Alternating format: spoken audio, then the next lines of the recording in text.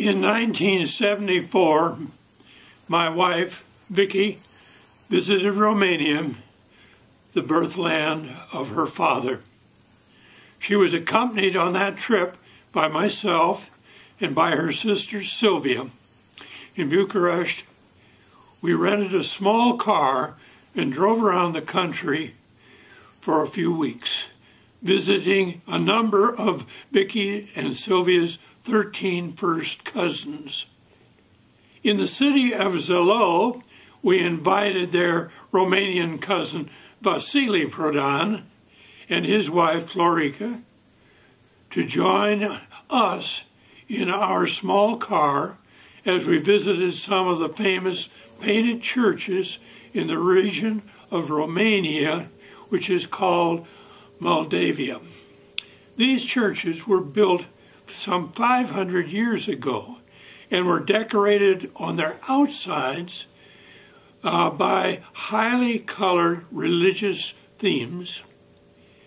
A remarkable feature of the churches is that the colors of these pictures have withstood the weather for 500 years. The first church which we visited was at Moldavica.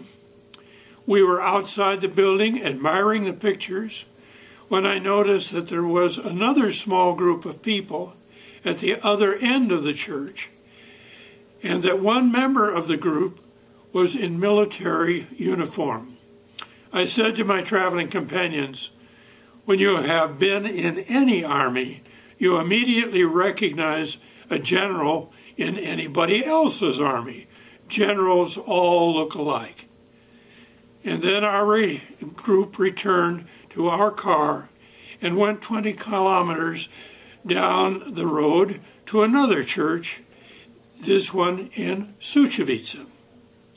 In front of the entrance to the church at Sucevica, Vicky lined up the other four of us. Before she could take our picture at that historic place, a man hurried over to our group, indicating by his gestures that if Vicky would pass her camera to him, he would snap the pictures of all five of us. The man was one of the people in the group that we had seen outside the church at Moldavica, accompanied by the officer, whom at that point I was thinking was a general in the Romanian army. After Sucevica, we visited several other painted churches that day, but did not again encounter the army officer and his companions. At the end of the day, we stopped for the night at an inn in the village of Ilishesh.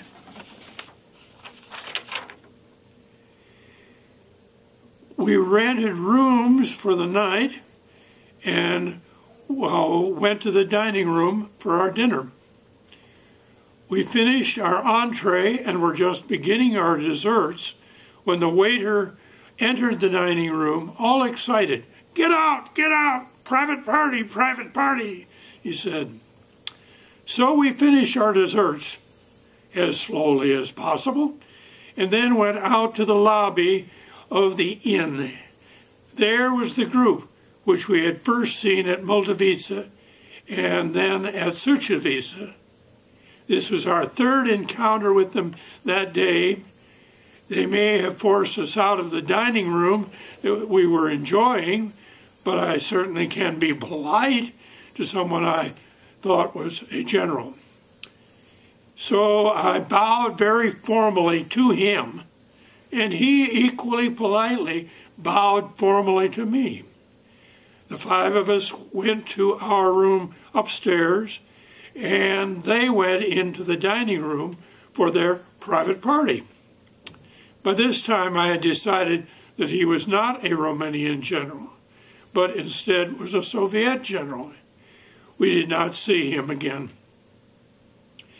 3 years later, I had the good fortune to meet, back in Ann Arbor, a Romanian man named Nicky, who had been at the inn in Ilishesh on the night of our encounter with the Soviet officer. That man, Nicky, explained to me what I had seen. First and foremost, the officer was not a general. His rank was that of Marshal of the Soviet Union, and he was a Soviet Minister of Defense from 1967 until his death in Moscow in 1976. His name was Andrei Antonovich Grechko.